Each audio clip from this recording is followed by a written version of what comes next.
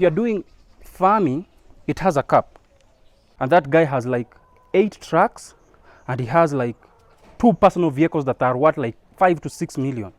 And he has trucks, he has tractors, like I think he has 2 tractors, he has 5 to 6 trucks, and he has 2 personal vehicles. 80% of the millionaires in Kenya. You can become a millionaire in like 2 years. You have become a multi-millionaire. You are worth over 50 million. We know the US printed like $3.5 trillion in 2020, and that destroys the economy of other countries because the other countries' currency is based on the US dollars in a way. Guys, before we start on how you can make millions out of farming, make sure you like this video. Please give us a like, subscribe. Can you really make millions out of farming? For example, if you are in Kenya or all over the world, if you are a Christian and you are heading towards the festivities around 25th of December, which is celebration of the Christmas day. For example, let's say you have 3,000 chicken. These 3,000 chicken, you are making them to be selling them at 1,000 each. So that is 3 million Kenyan shillings. 3 million Kenyan shillings is equivalent to 21,000 US dollars.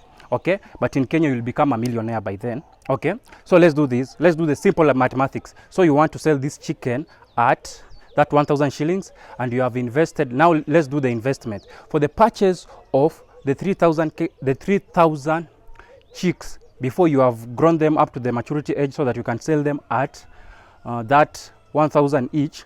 You will purchase each chick at 110 Kenyan shillings, and for the feed it will cost you around 480 Kenyan shillings. If you add the miscellaneous, it will cost you roughly 650 Kenyan shillings for you to be able to feed that one chick from day old up to the stage that you will be selling it at 1,000 Kenyan shillings. So if you have put that chicken and you are selling it at 1,000 Kenyan shillings, you will have invested 650 Kenyan shillings. So the only balance that you will have is 350 Kenyan shillings for every chicken. That is the only profit that you will get, meaning that you will have invested over 2 million Kenyan shillings to be able to make that 3 million in sales. And you only be able to make a profit of 1 million Kenyan shillings. If you are lucky enough to, if all the chicken are of the same size, and as you know, chicken are always not of the same size as they grow up. As you can also see on my farm over here, we have some chicken of different ages. These ones have consumed like 5 to 6 kg per chicken, as you can see them, and they're still very young in size. And a chicken like that one over there, that one that doesn't have some feathers around the neck, it can't cost you more than 700 Kenyan shillings, which is at like $5. So if you are doing your correct mathematics, you have to make sure that you won't be able to make lots of money from this chicken. But there's a catch. As I always say, in every hard thing there's always an easy part. The easy part of how you can make millions out of farming. In any kind of farming, in any field of farming, it can be agricultural, the one that you usually dig, and this is the animal agriculture. We have the 2 types of agriculture in farming. Okay, so the thing that I've realized you can make a lot of money is by becoming the middleman. Okay, becoming the middleman. If you become the middleman in any kind of farming, you can have all the technicalities and all the knowledge about farming, but the only thing that can make you become profitable in this venture and become successful is by becoming a middleman.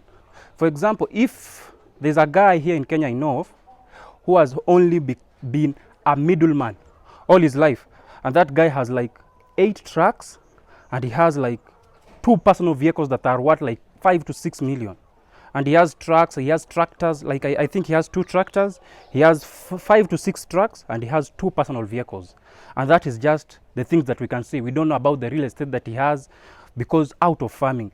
Because when you are the middleman,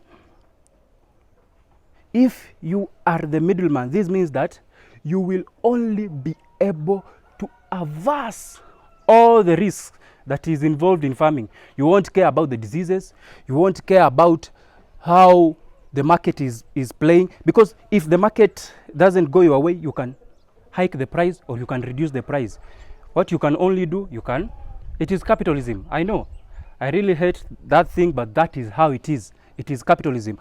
And if, for example, you have some chicken, the guys that you're selling to you some chicken, you can go and bargain the chicken, then you go and sell it. So you won't have any risk of, for example, if you are rearing broilers, let's say you are rearing broilers, if you are a farmer and you are rearing broilers, and you know how broilers behave.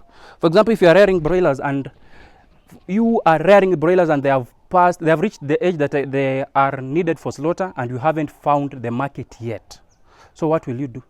They will be eating you out of the profit. And because there is usually always a market cap rate, cap price, of which you can only sell the broilers. Because if it passes that market cap price, you can't be able to sell it above, like in Kenya, it's around 700 Kenyan shillings.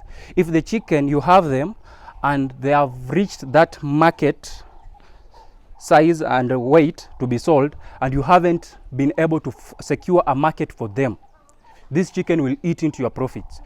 So that is the only risk that is in farming. And also another way, you cannot become a middleman. You can do it like in a larger way, the economies of scale. If you do it in a very large way, you can get small profit, but because it is a huge number, you will be able to gain the profits out of it. But that is the only thing. But you also need a lot of money.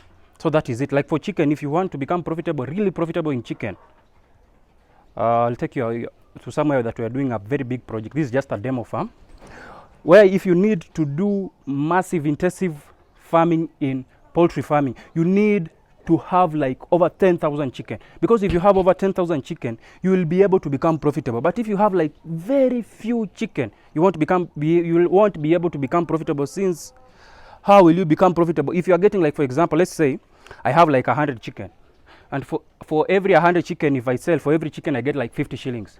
That is only 5,000 shillings. And let's say now I have 10,000. Okay?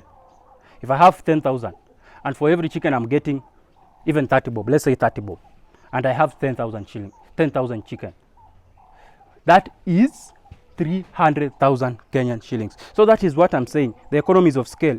If you have to do it, you have to do it like very massively to outshine your competitors. Because if you do it in a smaller way, you won't be able to put the proper market price and be able to outshine your competitors. Because if I'm a guy and I'm selling this chicken over here at the same price as my competitor is selling, and for example, maybe some things may happen, because these are chicken, you find that the chicken of my competitor is a bit weightier than mine.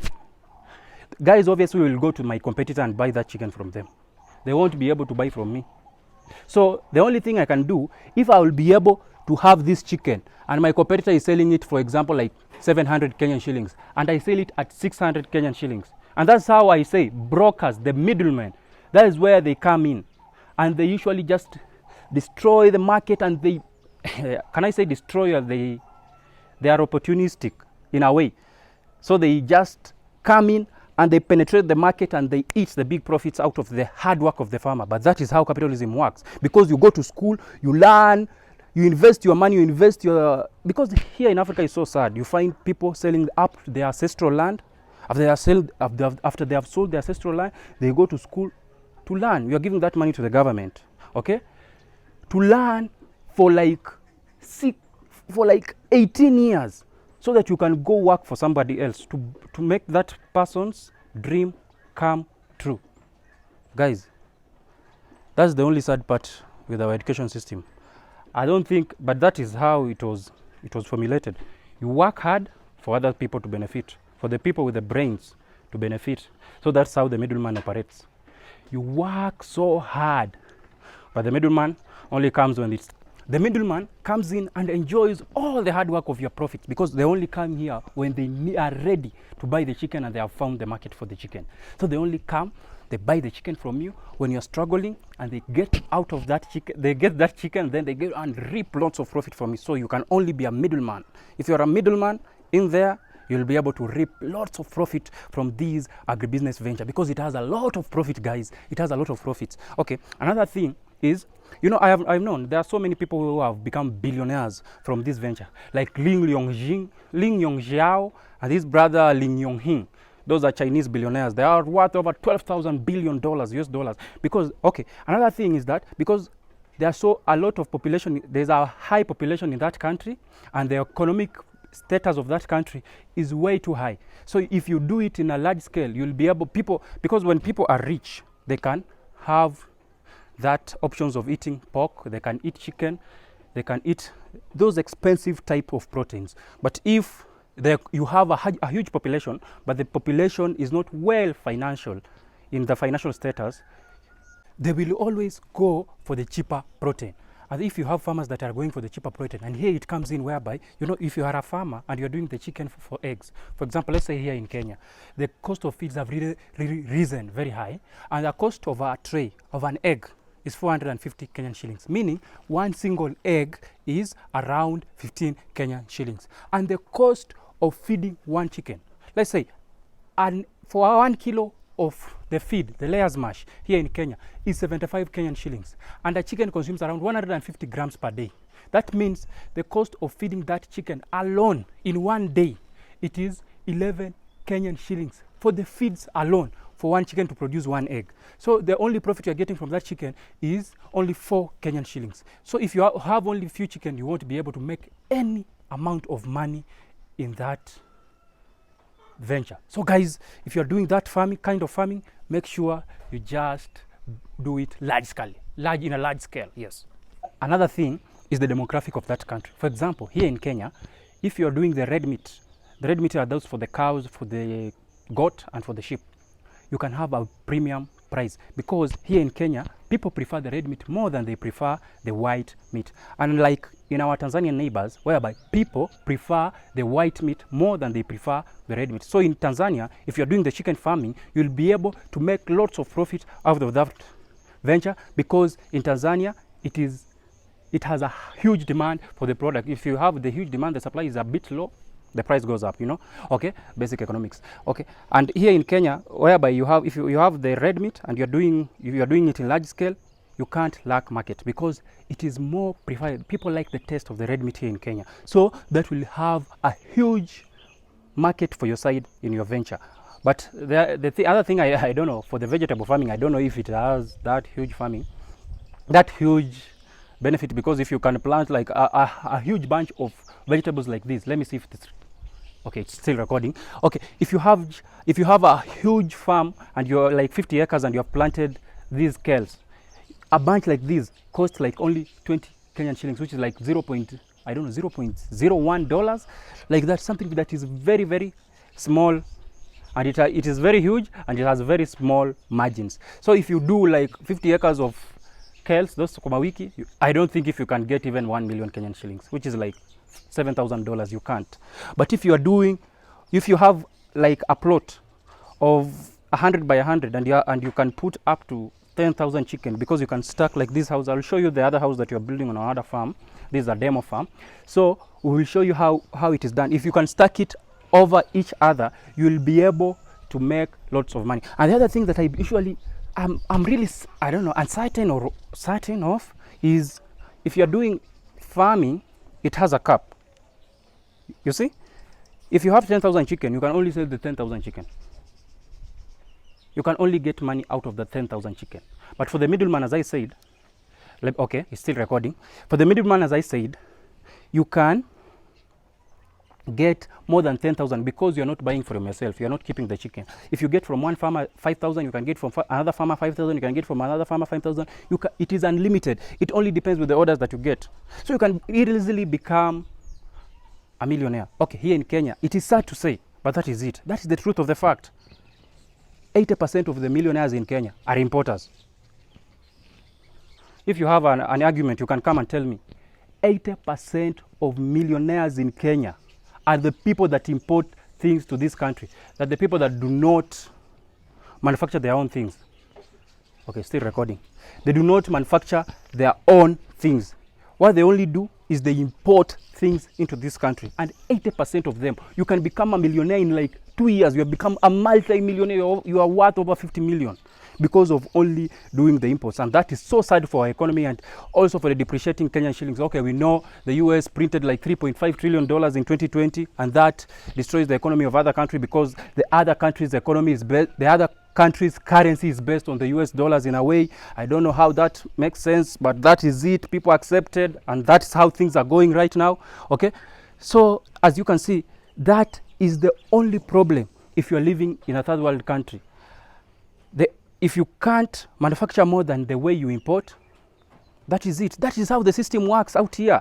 So you have just to fall into the system and be also an important. Also, if it is an importer, you can be the middleman. You get it? So you can buy the chicken from the farmers, then you sell it, then you make a lot of money. If your only target is making money, but if you have the passion for keeping chicken or doing the farming that you're doing, if it makes your heart happy, if it makes your conscience and your things happy, do it. But you have to make sure you check the market. Don't waste your time on earth. Make sure you create a better generation for your future, a better system and wealth for your future generation. Guys, if you want to know the feed alternative for your chicken, click up here. Make sure you like this video.